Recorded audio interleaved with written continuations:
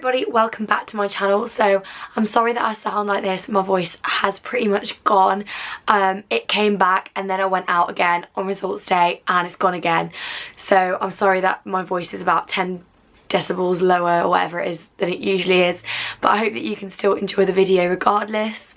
First off, I just wanted to say this is the first video that I've filmed since results day, and I just wanted to say a huge thank you for all of your love and support on my results day video and on my Instagram and on my Twitter and literally all of my social medias. Honestly, it's meant so much to me and I really did work hard for those grades, and to see you guys appreciate that and not like, I thought I'd get loads of hate comments about it, but I didn't at all, which I thought was really sweet. So thank you so much, and rest assured that I will be doing lots of university videos in the coming weeks.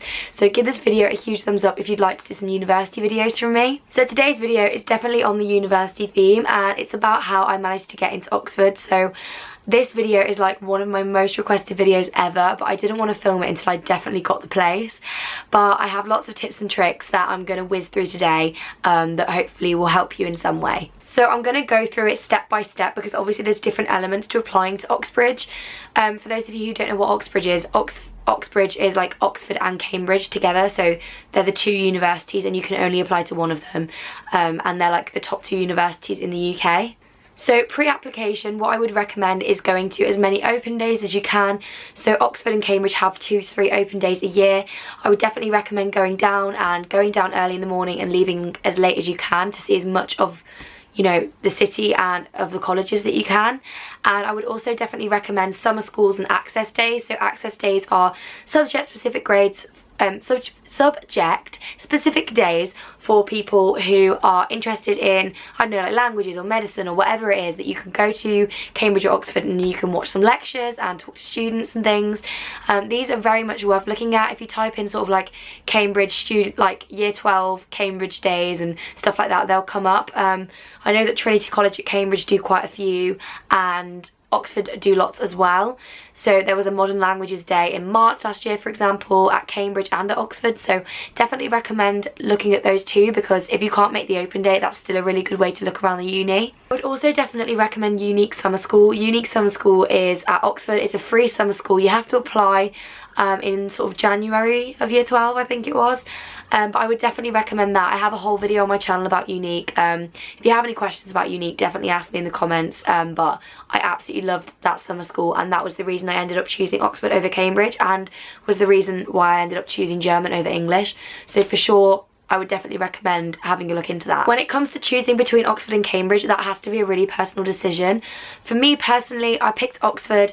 Number one, because it is in a very convenient location. It's an hour and a half from my house and an hour and a half to London, and obviously Birmingham and London are the two places that I need to be most, so it was way easier to get to than Cambridge.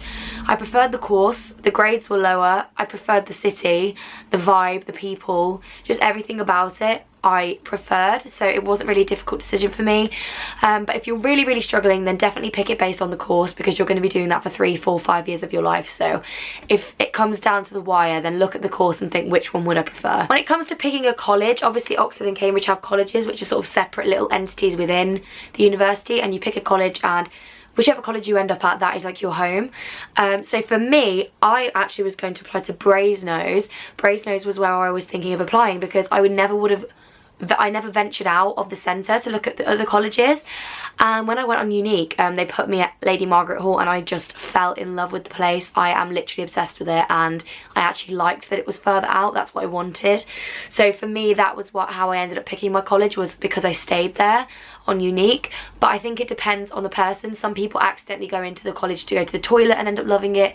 Other people just pick a random one. So don't worry about it too much, because they're all similar. But definitely try and see as many colleges as you can on the open day, and get the alternative prospectuses from the colleges, because that gives you a real insight into what the college is actually like, and not how Oxford or Cambridge is trying to sell you the college. So when it comes to personal statements, I've already done a video on that, so I'm not going to talk about it in this video, and I will link that video down below. But all I'm going to say is that Oxford personal statements do need to be very academic, so make sure that it's like 80-90% academics, 10% extracurricular. The next thing is written work. So it depends on your subject. Obviously with sciences this isn't really as common, but I know for my subject I had to send in a letter, an essay in English, an essay in German, and an essay in Spanish. So this is obviously the one that freaks everybody out because you're like, what do I send? So I tried to send a variety so they could see how I worked in different conditions. So for English literature, I sent a non-timed sort of just class essay that was my best one from year 12, and it was the one that I was most comfortable talking about in an interview setting. And for German, I sent off my AS essay, so I got my AS essays back anyway. So I sent off my timed exam condition AQA AS essay. And for Spanish, I sent a timed essay, but it was a timed class essay. So I tried to send one from 3 different conditions. Don't worry too much about what you send, but just make sure that you're comfortable talking about it, because it could come up in interview. It didn't for me, but it does in a lot of people's interviews. So make sure that you're really careful and make sure that if they were to ask you questions about it, you would understand. Also keep a copy of it because you'll probably need to read it through before you go to interview. The next thing is admissions tests. So again, this is subject specific, so I can't give advice on specific tests. But my number one advice for this would be is to start preparing in the summer, just doing little bits. You don't have to sit and revise for it like crazy, but start familiarising yourself with it, because when you go back in September and the Oxbridge deadline is in October, there's going to be so much going on with your A-levels that you might not have as much time as you'd have liked. So I did quite a bit of revision for the modern languages test over the summer, which really helped me. My next tip would be past papers. So obviously with the new tests there aren't as many, but generally my voice is literally, it's on fire, like it actually hurts to speak. I would genuinely suggest doing as many past papers as you can and getting your teachers to mark them. I did absolutely loads, and it really did help me to get a feel for how the exam worked. And yeah, I would just say don't freak yourself out, because it's not the end of the world. It's not the determining factor.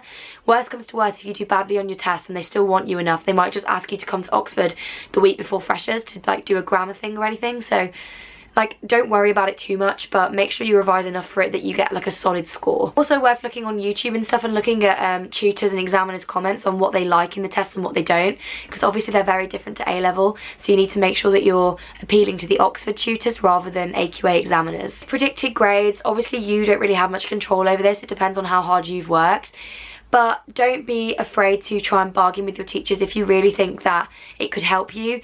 Just to say right now, you don't need perfect GCSE grades, and you definitely don't need perfect AS grades to get into Oxford.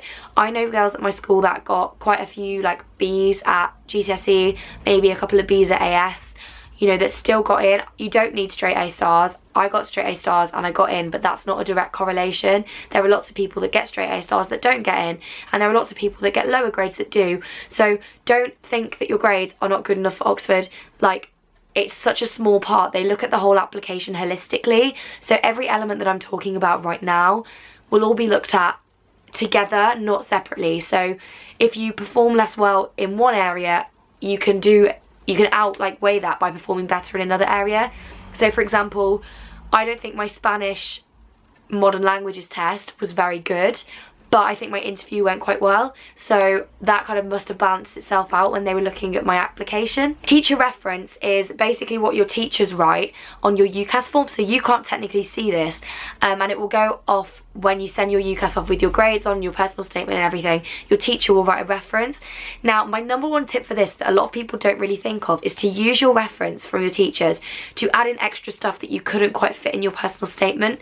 So for me, I had a few films and a few books and a couple of summer schools that I'd been on that I couldn't fit in my personal statement.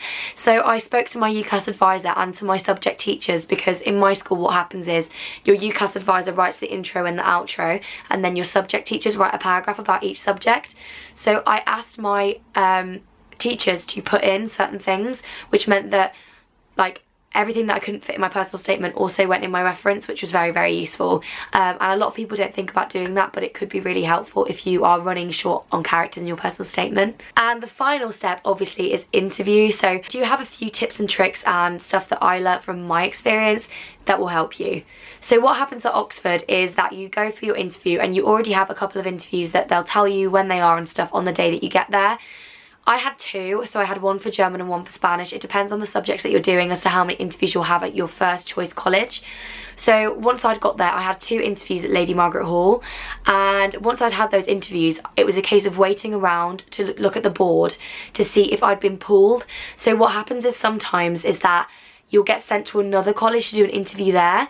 And do not read into this at all. So I did not get pulled, I did not get sent to another college, and I thought that I hadn't got in, but actually that must have meant that LMH really liked me and didn't want to send me to another college to see if they wanted me as well. So don't read into it, because some people got pulled to 4 or 5 colleges and didn't get in. Some people got pulled to 3 or 4 colleges and ended up at their first choice college. Like, it's so hard to tell, and I wouldn't try and read into it at all. If you do get sent to another college, it can be for a number of reasons. One of the girls that was like running the interviews told me this. Can my dog stop barking, please? It can either be because the main college like isn't sure if they've got enough room for you and wants to see if you are sort of like, say if you're at the bottom of the like acceptance list in your college, like they want to give you a place but you're just below the quota, they'll send you to another college to see if you rank well within their students. It's to make sure that, say if loads of really amazing students apply to one college and the pool is less strong at another college, that the amazing students are the ones that get in. Like, do you know what I mean? Oh, I've just knocked a bowl off, by the way. But do you get what I mean? Like, it's to make sure that everybody's got a fair shot and it doesn't matter which college you apply to. It could be that they just want to use you as a leveler, so they want to see what the standard's like at another college, so they're only interviewing you to make sure that they're giving their candidates a fair treatment. Or it could be because your college loves you and wants to show you off to other colleges. Like, it literally depends, and all of the tutors meet up and swap candidates around and everything, so don't read into that too much. And if you have to do another interview, just give it your best shot. So my interview experience was very traumatic. If you've seen the video on my channel, you'll have seen, but I've had to cut a lot of it out because I didn't want to talk too much about the interviews before I'd got a place. I didn't want to like I don't know if you're allowed to do that. So I had my first interview at Worcester College for German, and honestly it was the worst interview. Apart from my driving test, it was like the worst 40 minutes of my life. So I was told that I didn't have any pre-reading. I got there early, like I got to the college early. Thank goodness I did, because it turns out I did have pre-reading. So make sure you get to the interview early just in case that you do have pre-reading that they haven't told you about. Most of the time they'll tell you if you've got pre-reading, but they didn't tell me. So I got there and they gave me this poem in German. I had no clue what it was about. I didn't know half the words. The title was in French and I was just like, what is going on? I was so stressed out. And I was just like, oh my god, I don't know what this is about. I was trying to annotate it and write what I thought. Then I got into the interview and he was like, read it out. And I was like, oh great. So I kept stumbling and muttering because I was terrified. And he was like, are there any words that you don't know? So me trying to be clever, don't try and be clever people, just be yourself, was like, oh well, if I tell him every word that I don't know, I'm gonna look a bit stupid. So I went for like the words that I needed for the poem to make sense. So I asked about 5 or 6 words when I probably didn't know about 20 of them. And then he asked me to translate the poem. And I was like, I've just asked him all the words that I don't know and I still don't know half the words. So I translated the poem very badly and he questioned me and grilled me and all of this stuff. He was like, what article is that referring to? What verb, like conjugation, is that referring to? Loads of grammar questions. That was fine. I could actually do that. But then it just got messy. So he just started asking me questions about the poem, and I know he was trying to push me now, but like at the time I was like, what is going on, please? I don't know what's going on. And he was asking me so many questions and really pushing me to think about this poem. Honestly, I really can't remember what it was about now. And I was giving the stupidest answers, like literally stupid, or what I thought sounded stupid, because I was trying to explain my thought process like everyone tells you to do. And one question led to another, and then he asked me, is poetry death? And I was just like, how do I answer that question? And honestly, it got to the point with that question where I was about to cry, because he'd been asking me more and more probing questions and I just felt so stupid. Like I didn't know what I was talking about.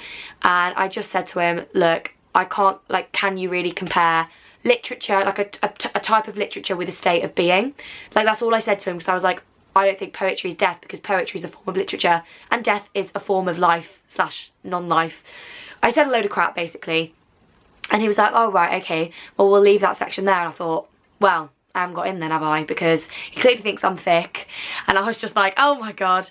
And then he asked me, no, the woman sat there also asked me a few questions in German. So I had heard that everybody else got asked stuff like, where did you go on holiday last year, or have you ever been to Germany? And I got asked something about Kleist and Kafka because they hadn't asked me anything on my personal statement in my actual interview. So I was there like having read all these books, ready to talk about Kleist, Kafka, etc, etc, and all I got asked on was this bloody poem. And then she starts asking me in German questions about how we can learn from authors to understand human race better and society. And I was like she was like, why do we read books? I was like, why do we read? I don't know. And I had to answer these questions in German, and I was just like, oh my god, I haven't got in, because I made so many stupid mistakes. The word for human behaviour, I accidentally said human retainment. I was stumbling, stuttering all over the place, but I got in. So after that horrible interview, which led me to sob my eyes out for hours afterwards, they must have loved me enough to give me a place. Like, that interview was the worst thing ever. I felt so stupid, but now I realise that he was just trying to push me. My Spanish interview was much nicer, and you know, maybe that interview wasn't as strong because I didn't feel as pushed in that interview, and it was a lot more simple and it was based on my personal statement. But my second interview, I absolutely loved it. It was such a good interview. I really enjoyed the discussion. I loved the tutor. Like, I loved everything about it. Everyone's interview experience is different. That was mine. Other people had 2 amazing interviews. Other people had like 6 horrible interviews. It's so personal to you, but just don't read into it, because honestly, I thought, as soon as I came out my German interview, I thought even if I was the next Spanish prodigy, I would not be getting in. And I cried all the way home as well because I thought I hadn't got in, and I did. So you just can't judge it. Watch loads of YouTube videos about people's experiences with interviews, because it's nice to see how everyone else finds them, but don't read into it too much because you will have your own experience. My number 1 tips are: 1, say what you're thinking. Don't sit there in silence. Even if you feel like you are chatting pure idiocy, that makes no sense. Do you know what I mean? Doesn't matter, because actually they just want to know what's in your head. And in my German interview, I literally felt like I had about 2 brain cells, and you know, maybe I did answer something decently, like who knows, but make sure you're saying what you're feeling. Don't sit there in silence, because they're trying to figure out how you think, because you might have perfect grades, a perfect personal statement, but they want people that they can teach, so you need to show that you're teachable. Don't worry if they make you cry. Try not to cry in the interview is my number 1 tip. Save the tears for when you come out. Don't worry if they push you to the point where you don't know the answer. That's probably a good thing, because it means that they've pushed you to the point where you don't know, and they want to see how you behave at the point where you don't know what's going on, essentially. You know what I mean? Don't have a fixed mindset. Don't be that person that comes into your interview with an idea about a poem or a book or a molecular structure and won't change your idea. If they challenge you, stick to your point, but if you can see that they're right, then change your point and come at it from their angle, because they want to see that you're flexible and that you have an open mind. So don't go in there with a set idea about what you're going to say. Make sure you're responding to what they're saying to you rather than regurgitating pre-learned stuff. And my number 1 tip is to make friends. Have fun. You're in Oxford for 4 or 5 days at Christmas. Like, it's beautiful. Or you're at Cambridge, and it's just such a good experience. My 4 days at interview, apart from the first day, after my interviews, like, I didn't talk to anyone before my interviews, and after my interviews, my mom was like, go downstairs for the love of God and make some friends. I still talk to them today. All of my friends that I made at interview got in, and we're all going to Lady Margaret Hall or other colleges in October, and I still talk to them, and we're planning like to meet up and everything like that. And I had such a lovely time exploring Oxford and everything, so make sure you make the most of the experience, because it's not very often that you get free food, free accommodation for like 4 or 5 days in a beautiful city like Oxford or Cambridge. So make the most of it, and even if your interviews go horribly, just push it to the back of your mind. Go to the common room, play games, make friends, go to the Christmas markets and enjoy it, because it'll be a really good experience regardless of whether or not you get in. So I hope this video was useful. I'm sorry if I sound like I'm shouting. It's literally, I have to shout for my voice to get across, because right now I feel like someone has set fire to my throat. So I hope that this video was of some use to you guys. If it was, then be sure to hit the thumbs up button. If you have any other videos you would like to me to make about the Oxford experience, definitely hit me up. If you want me to make like maybe a Q&A with some other Oxbridge students when I get there, we could do that. But yeah, let me know and I will try and make that for you. So thank you so much for watching, and I will see you very, very soon with a new video. Bye guys. Mwah.